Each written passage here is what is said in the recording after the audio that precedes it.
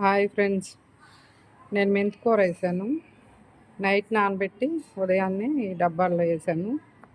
నర్సరీకి వెళ్ళినప్పుడు మనం ఎప్పుడు ఏదో ఒకటి ఇట్లా డబ్బా గిఫ్ట్ అడిగి వస్తాను. నేను 4-3 తెచ్చుకుంటాను.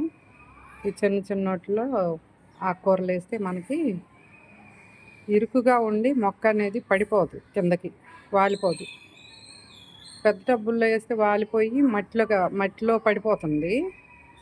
ఇది ఇరుకుగా ఉండటం వల్ల ఇలా నిలబడి మనకి హార్వెస్ట్ బాగుంటుంది, మట్టి అంటుకోకుండా.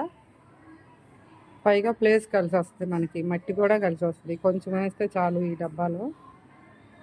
ఈ డబ్బా మనం ఎక్కువ ప్లేస్ లేకపోయినా బాల్కనీలో షేడెడ్లో పెట్టుకున్న ఆకుకూరలు వస్తాయి.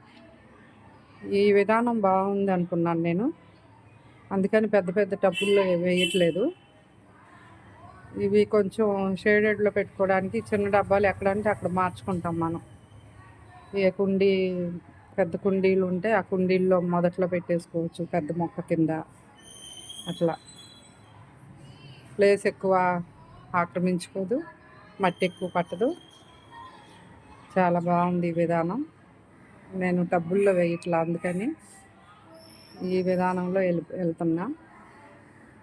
ఇలాగే తోటకూర కానీ, బచ్చల కూర కానీ, చుక్కకూర కానీ, ఏదైనా మనకి ఈజీగా ఉంటుంది ఈ పద్ధతి.